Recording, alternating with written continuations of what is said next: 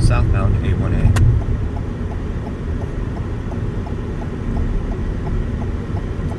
The world famous elbow room ahead on the left, up there at the corner.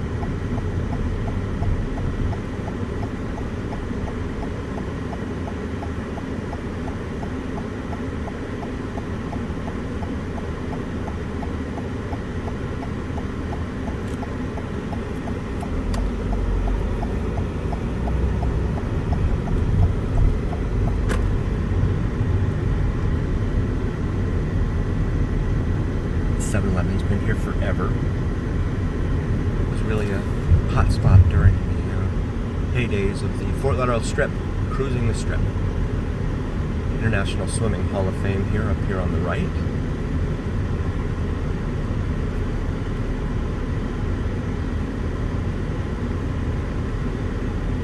Coconuts Restaurant, that's been here forever.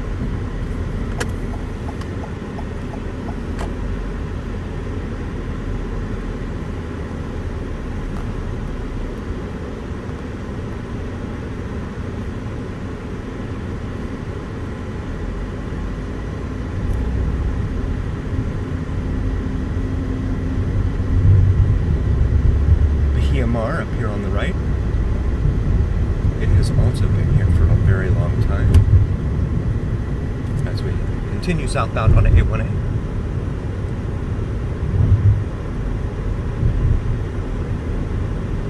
South Beach, Fort Lauderdale over there on the left.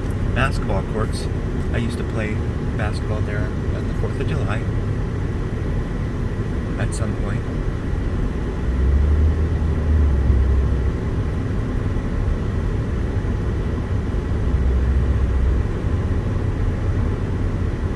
And they filmed an episode of South Beach Tow in there. Straight ahead is the former Yankee Clipper Hotel. It's now called the Bee. It was built to resemble a cruise ship coming right at you.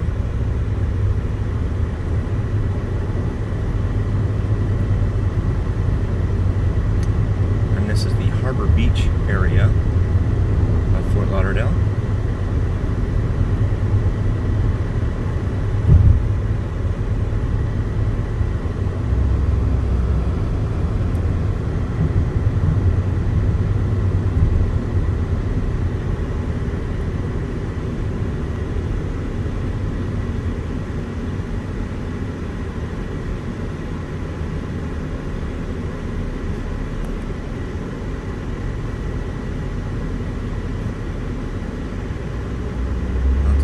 Plates from northern states, New Jersey over there.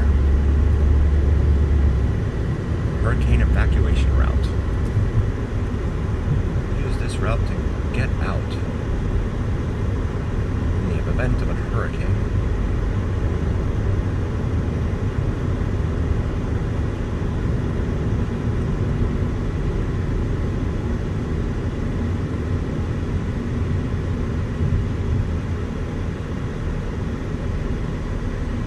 Very steamy late May afternoon. You can see the thunderstorm clouds developing out over the western areas, western portions of Broward County.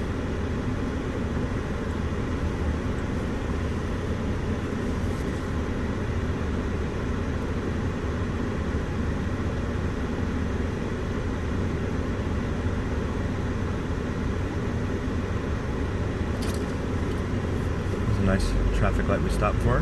No one was there.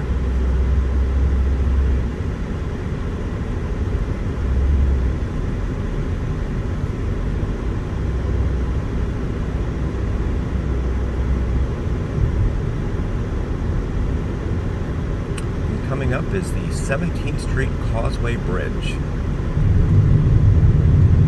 Little history behind this bridge. It used to be much smaller, not as high as it is now. It also used to be, so it was, I forget the original height, but then they had two plans to replace it. One called for an 80-foot bridge, an 80-foot fixed bridge that would go over the Intracoastal Waterway leading into Port Everglades. And then it would go but it was fixed, so some of the there were still some concerns that some of the yachts would not be able to pass underneath it. And of course, the Fort Lauderdale being the Venice of America, a lot of the boating interests got in the way of that. So the second option was what you see now, the, I think it's 55 feet tall drawbridge that allows much more boat traffic to pass under it without the drawbridge having to open. Over here on the right, you can see the exterior of Pier 66 Hotel. It is in the midst of a remodel.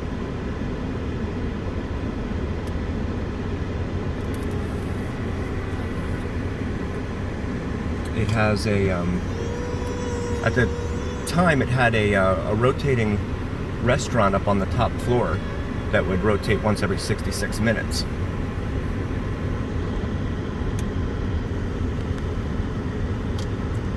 And then all of the cruise ships that come in and out of Port Everglades are up here on the left. You see those once we get green lights here.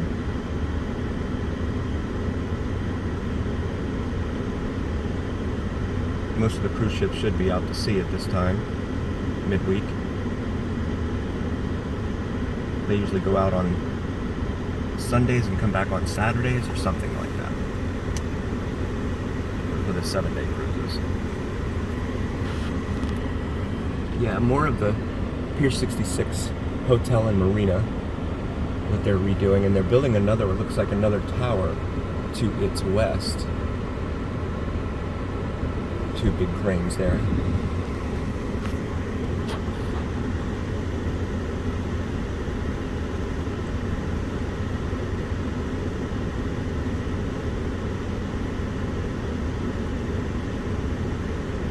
Over to the left here is a Speedway gas station.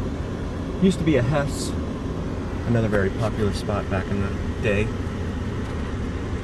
before and after cruising the Strip on Fort Lauderdale Beach.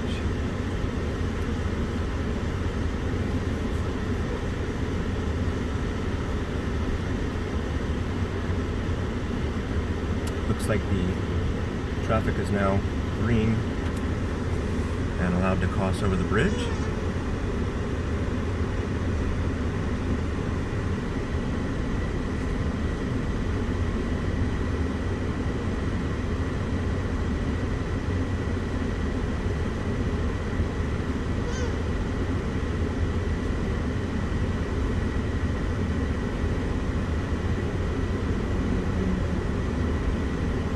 You see a golf cart up there on the other side of the bridge, on the eastbound side.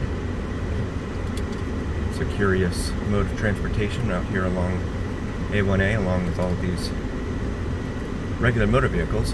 It says it's a shuttle and tour.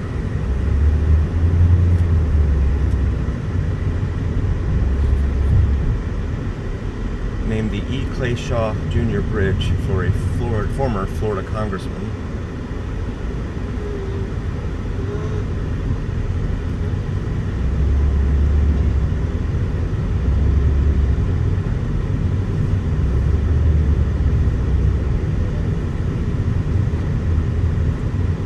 On the right, you'll be able to see downtown Fort Lauderdale, the skyline over there.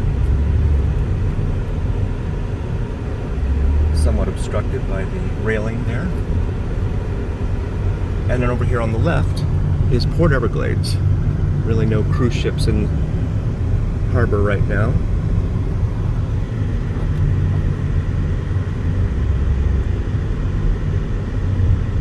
On the left coming up here, so there's the cruise ship terminal right there with the pointy glass triangular top there.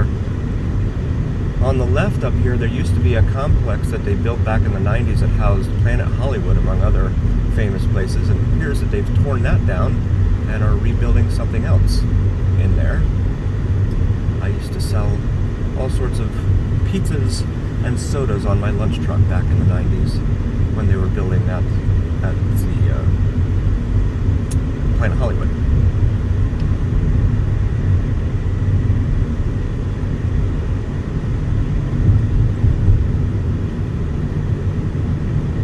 Approaching Eisenhower Boulevard.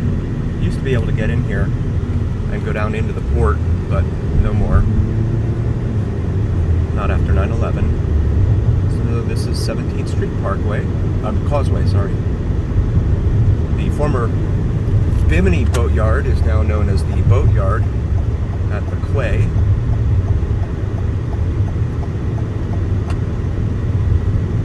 Here on 17th Street.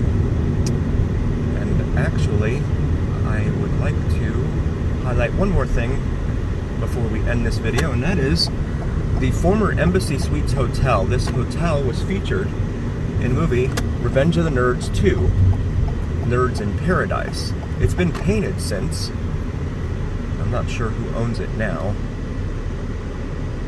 Oh, it is still an Embassy Suites. Very good. The movie, I believe, was 86. And the aforementioned nerds were that came down for spring break or something from Adams College, as the story goes, and the Alpha Betas, the Alpha Beta fraternity would not allow them into the big meeting that they were having for the national fraternities. So they ended up having to stay at the Hotel Coral Essex, a dumpy, rundown motel, whose neon sign didn't always function. Or at least not all the letters in the neon sign used to function. If you've seen the movie, you know what I mean. Over here on the left is a very popular restaurant, Carlos and Pepe's 17th Street Cantina. That's been there forever. It's very popular here with the locals.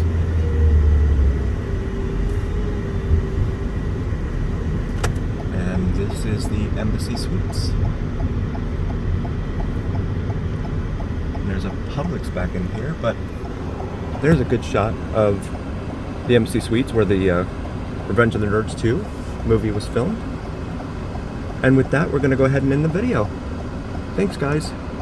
Be sure to like and subscribe to these videos so that we can continue making them for you. Thanks.